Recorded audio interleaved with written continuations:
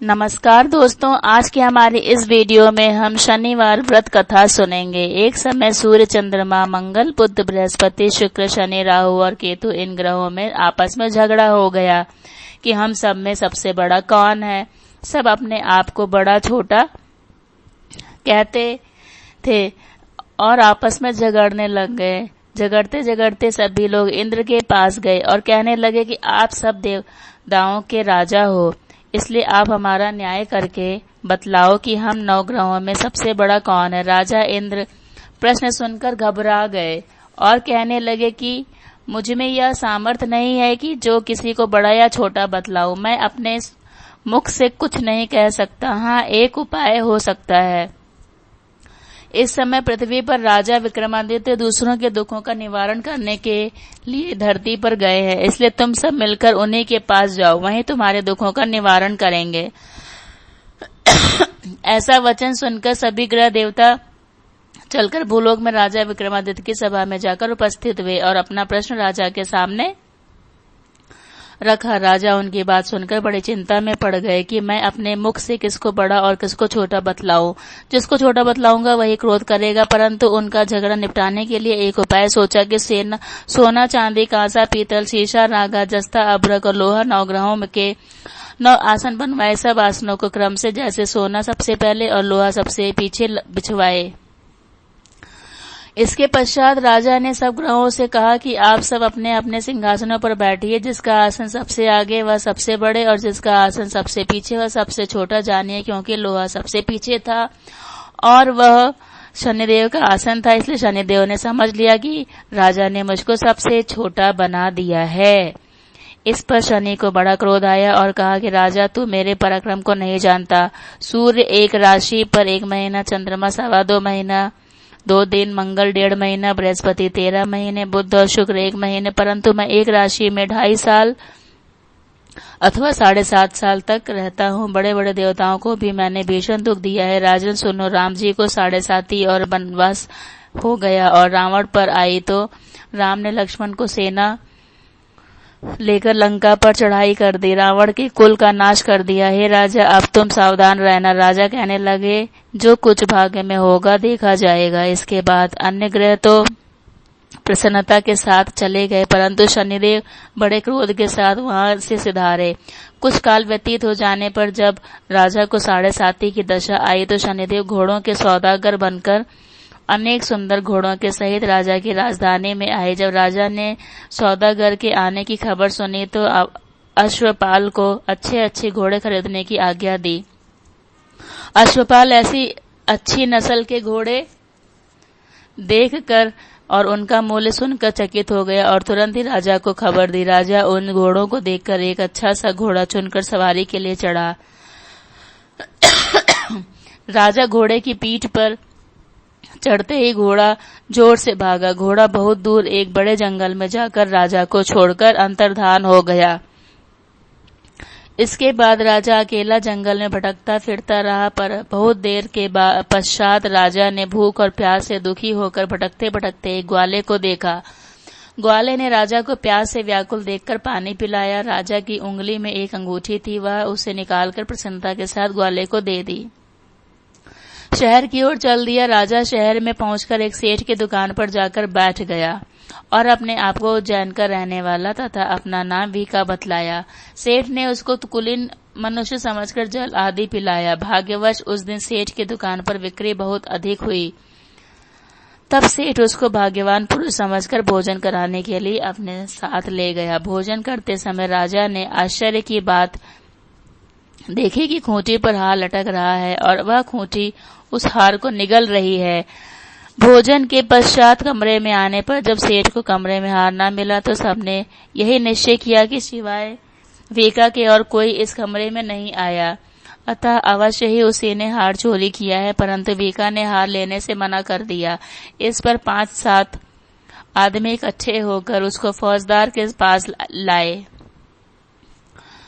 फौजदार ने उसको राजा के सामने उपस्थित कर दिया और कहा कि ये आदमी तो भला प्रतीत होता है, चोर मालूम नहीं होता, परंतु सेठ का कहना है कि इसके सिवाय और कोई घर में आया ही नहीं, अवश्य ही इसी ने चोरी की है। तब राजा ने आज्ञा दी कि इसके हाथ पैर काटकर चौरंगिया किया जाए। राजा की आज्ञा का तुरंत पालन किया गया और वीका के हाथ पैर काट दिए गए। इस प्रकार कुछ काल व्यतीत होने पर एक तेली उसको अपने घर ले गया और कोल्हू पर उसको बिठा दिया। वीका उस पर बैठा हुआ जबान से बैल हाँकता रहा। शनि की दशा समाप्त हो गई और एक रात को वर्षा ऋतु के समय वह मल्हार राग गाने लगा। उसका गाना सुनकर उस शहर के राजा की कन्या उस राग पर मोहित हो गई और दासी को खबर लाने को भेजा कि शहर में कौन गा रहा है। दासी सारे शहर में फिरती फिरती क्या देखती है कि तेली के घर में चौरंगिया राग गा रहा है। दासी ने महल में आकर राजकुमारी को सब वृतांत सुना दिया। बस उसी क्षण राजकुमारी ने अपने मन में यह प्रण कर लिया, चाहे कुछ भी हो जाए मैं चौरंगिया के साथ ही विवाह करूंगी। प्रातःकाल होते ही जब दासी ने राजकुमारी को जगाना चाहा तो राजकुमारी अनशन व्रत लेकर पड़ी रही। तब दासी ने रानी के पास जाकर राजकुमारी के न उठने का वृतांत कहा। रानी ने तुरंत ही वहां पर आकर राजकुमारी को जगाया और उनके दुख का कारण पूछा तो राजकुमारी ने कहा कि माताजी, मैंने यह प्रण कर लिया है कि तेली के घर में जो चौरंगिया है उसी के साथ विवाह करूंगी। माता ने कहा, पगली यह क्या बात कर रही है, तुझको किसी देश के राजा के साथ परणाया जाएगा। कन्या कहने लगी कि माताजी, मैं अपना प्रण कभी नहीं तोड़ूंगी। माता ने निश्चित होकर यह बात राजा को बताई। तब महाराज ने भी आकर यह समझाया कि मैं अभी देश देशांतर में अपने दूत भेजकर सुयोग्य रूपवान एवं बड़े से बड़े गुणी राजकुमार के साथ तुम्हारा विवाह करूंगा। ऐसी बात तुमको कभी नहीं विचारनी चाहिए। कन्या ने कहा, पिताजी, मैं अपने प्राण त्याग दूंगी परंतु दूसरे से विवाह नहीं करूंगी। इतना सुनकर राजा ने क्रोध से कहा कि यदि तेरे भाग्य में ऐसा ही लिखा है तो जैसी तेरी इच्छा हो वैसा ही कर। राजा ने तेली को बुलाकर कहा कि तेरे घर में जो चौरंगिया है उसके साथ मैं अपनी कन्या का विवाह करना चाहता हूँ। तेली ने कहा कि यह कैसे हो सकता है, कहाँ आप हमारे राजा और कहाँ मैं आपका एक नीच तेली। परंतु राजा ने कहा कि भाग्य लिखे को कोई नहीं टाल सकता, अपने घर जाकर विवाह की तैयारी करो। राजा ने उसी समय तोरण और बंदरवाल लगवाकर अपनी राजकुमारी का विवाह चौरंगिया विक्रमादित्य के साथ कर दिया। रात्रि को जब विक्रमादित्य और राजकुमारी महल में सोए, आधी रात के समय शनिदेव ने विक्रमादित्य को स्वप्न दिया कि राजा, कहो मुझको छोटा बतलाकर तुमने कितना दुख उठाया। राजा ने क्षमा मांगी। शनिदेव ने प्रसन्न होकर विक्रमादित्य को हाथ पैर दिए। तब राजा ने कहा, महाराज, मेरी प्रार्थना स्वीकार करें कि जैसा दुख आपने मुझे दिया है ऐसा और किसी को ना दे। शनिदेव ने कहा कि तुम्हारी यह प्रार्थना स्वीकार है। जो मनुष्य मेरी कथा सुनेगा या कहेगा उसको मेरी दशा कभी नहीं लगेगी। इस प्रकार ध्यान करेगा या चींटियों को आटा डालेगा उसको सब मनोरथ पूर्ण होंगे। इतना कहकर शनिदेव अपने धाम को चले गए। राजकुमारी की आंखें खुली और उसने राजा के हाथ पांव देखे तो आश्चर्य को प्राप्त हुई। उसको देखकर राजा ने अपना समस्त हाल कहा कि मैं उज्जैन का राजा विक्रमादित्य हूँ। यह बात सुनकर राजकुमारी अत्यंत प्रसन्न हुई। प्रातःकाल राजकुमारी से उसकी सखियों ने पूछा तो उसने अपने पति का समस्त वृतांत कह सुनाया। तब सब ने प्रसन्नता प्रकट की और कहा कि ईश्वर ने आपकी मनोकामना पूर्ण कर दी।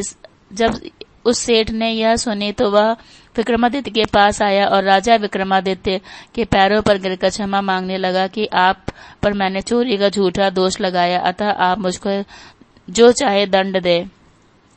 राजा ने कहा, मुझ पर शनिदेव का कोप था, इसी कारण यह सब दुख मुझको प्राप्त हुआ। इसमें तुम्हारा कोई दोष नहीं, तुम अपने घर जाकर अपना कार्य करो। सेठ बोला कि मुझे शांति तभी होगी जब आप मेरे घर जाकर प्रीति पूर्वक भोजन करोगे। राजा ने कहा कि जैसी आपकी मर्जी है वैसा ही करें।